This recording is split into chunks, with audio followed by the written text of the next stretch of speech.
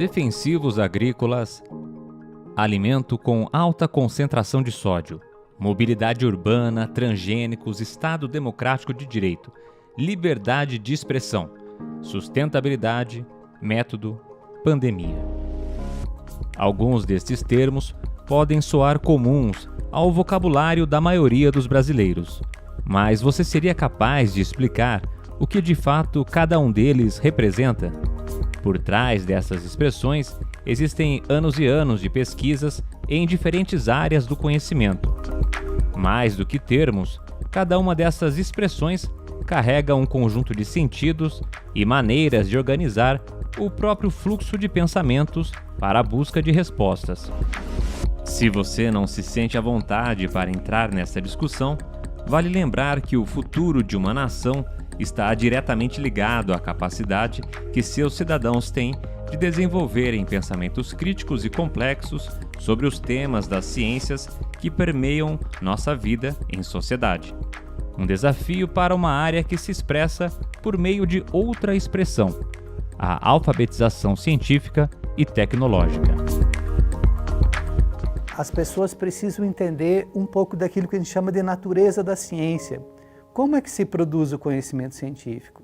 Quem são essas pessoas que produzem ciência e com qual intencionalidade esse conhecimento científico ele está posto na sociedade? Da mesma forma, um outro elemento importante é entender como que essas inter-relações entre ciência, tecnologia e sociedade afetam a sociedade.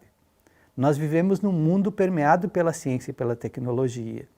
E é importante que os indivíduos passem a compreender qual que é o papel da ciência e da tecnologia na sua vida e como que esses conhecimentos impactam diretamente na sua ação na sociedade.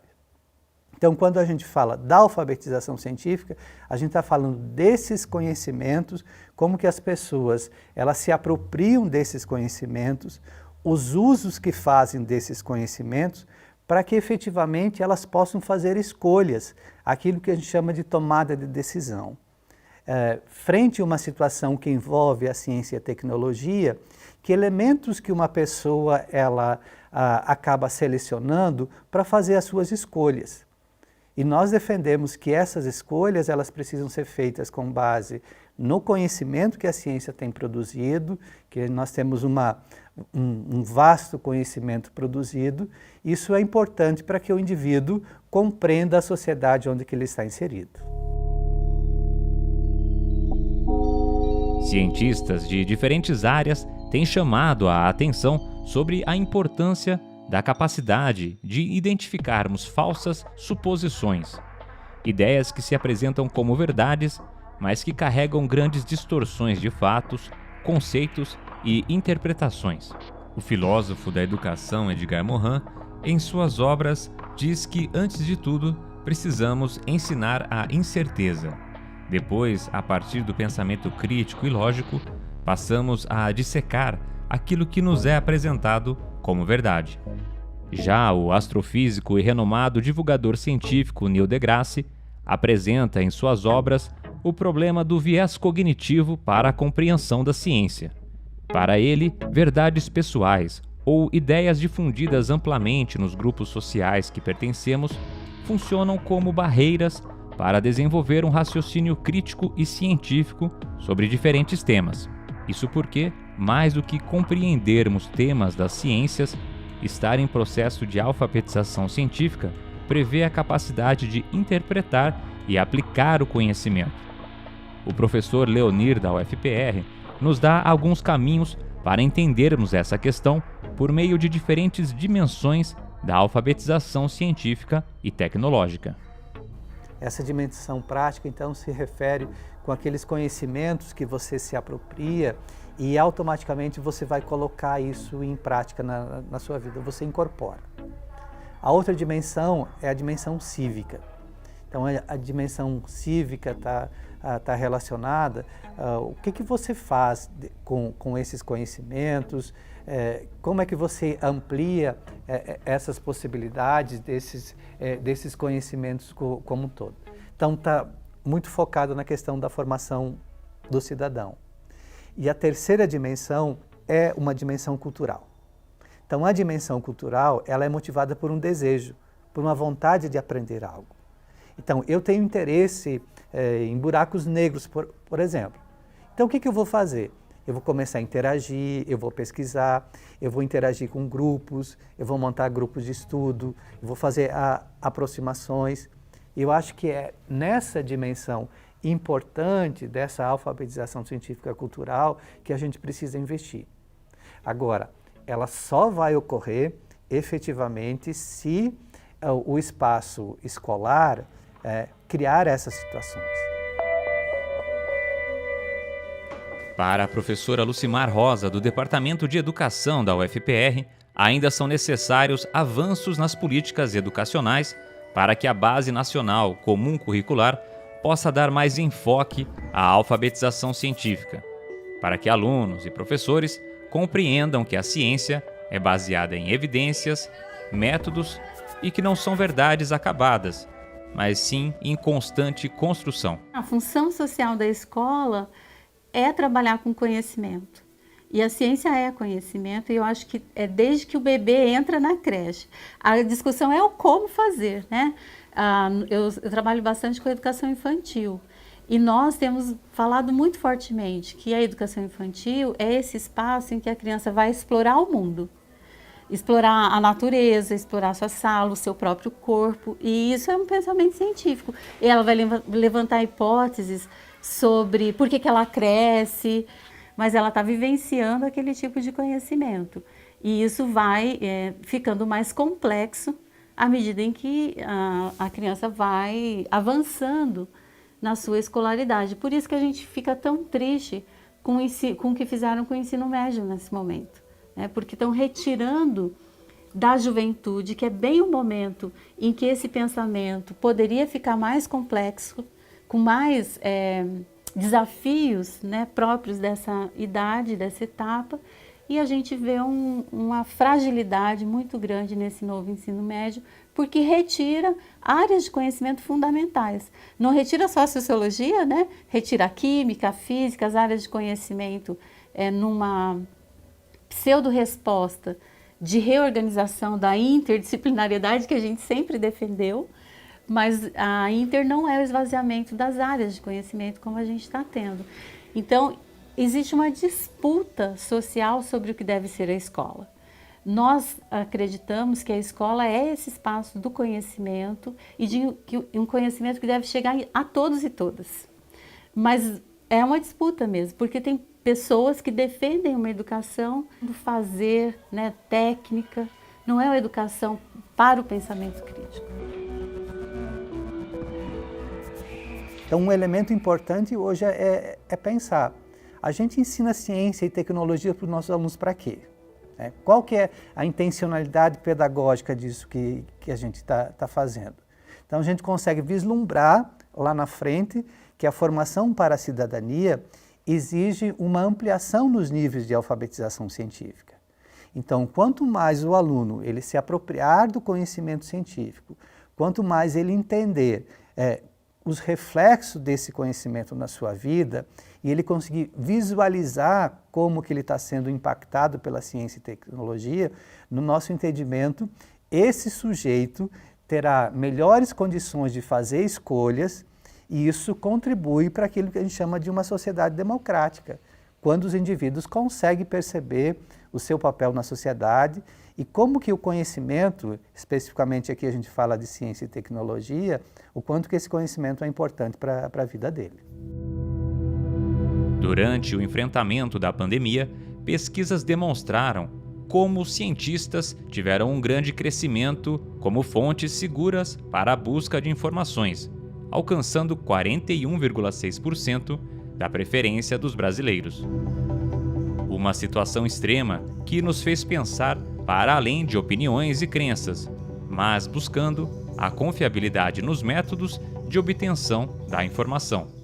A gente usou o slogan Ciência Salva Vidas. Então, ter essa possibilidade de pensar a partir da ciência, do que não é o achismo, né, mas tem procedimentos, desenvolve-se trabalhos organizados Isso ajuda todo mundo. Então, ter uma educação que possibilite isso é aquela velha máxima que a gente falava, né? A educação, ela produz desenvolvimento. Por que ela produz? Porque ela pode ser uma educação crítica.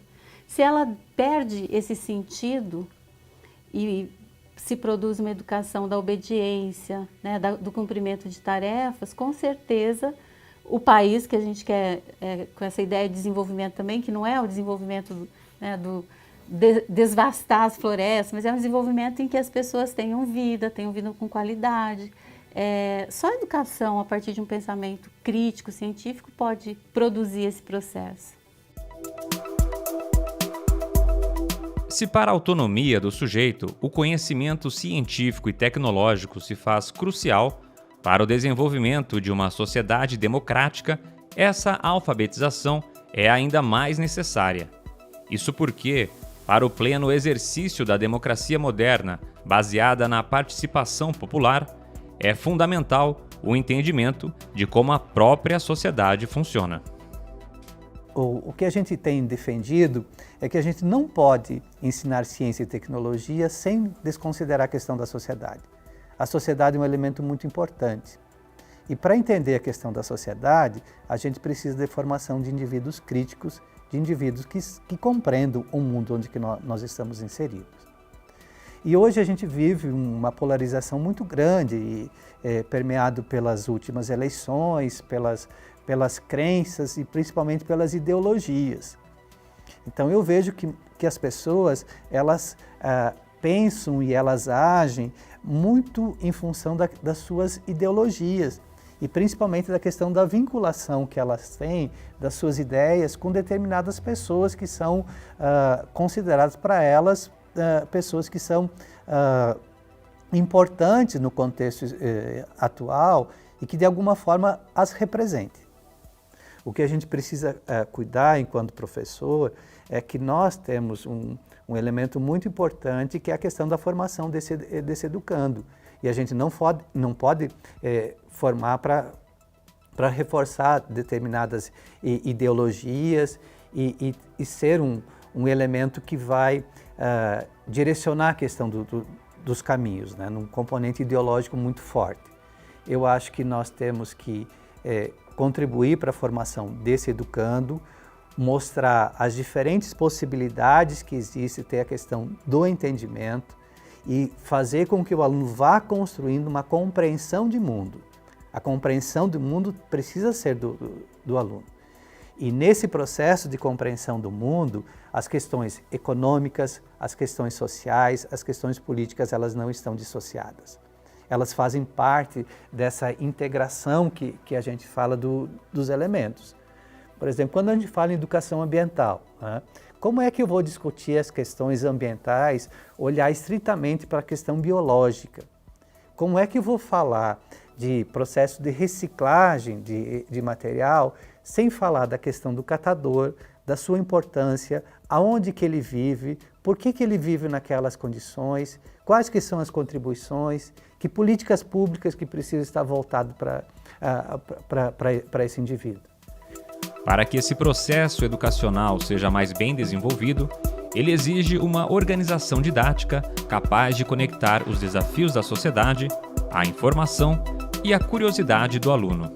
Nós temos defendido que a alfabetização científica e tecnológica ela só será promovida num ambiente que se caracterize como construtivista. Num ambiente escolar permeado pela memorização, pela transmissão do conhecimento, por uma centralidade no professor, pouco contribui para o processo da alfabetização científica e tecnológica. Nós precisamos criar um espaço pedagógico na qual os alunos sejam efetivamente considerados como protagonistas e todo o processo de ensino-aprendizagem tem que ser centrado na aquisição de conhecimento do educando. Não consigo vislumbrar a alfabetização científica e tecnológica sendo desenvolvida, né, por meio de um ensino memorístico de reprodução de sentidos e significados. Então a gente tem que pensar em processos educativos que levam a um processo de reflexão por parte dos professores, dos estudantes, que os alunos possam compreender e conseguir fazer a transição entre o mundo da escola com o mundo fora da escola. E a alfabetização científica tem muito essa dimensão do ponto de vista da aplicação. O que o aluno faz, o que o indivíduo faz com esse conhecimento que ele se apropria na escola. No nosso entendimento, só tem sentido quando ele consegue fazer a vinculação disso que ele está aprendendo com o mundo vivido.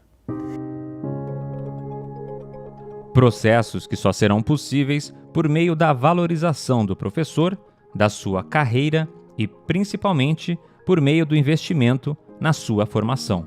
Quando a gente vai para uma instituição com uma formação sólida, nós conseguimos dialogar com aquele material que chegou até mim e que eu posso olhar, identificar inclusive equívocos que estão postos ali.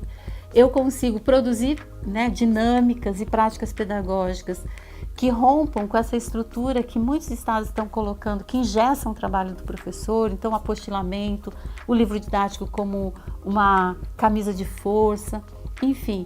Com uma boa formação, eu olho para aquilo de forma crítica e produzo algumas rupturas. Não é que a gente vai fazer milagre, mas a gente produz rupturas e vai construindo essa educação que nós acreditamos. Então, para mim, o maior desafio é a formação. E ela, claro, está conectada com as políticas públicas, porque a gente tem um déficit de professores, As pessoas não querem ser mais professoras e professores porque a carreira não é atrativa. E isso tem a ver com políticas públicas.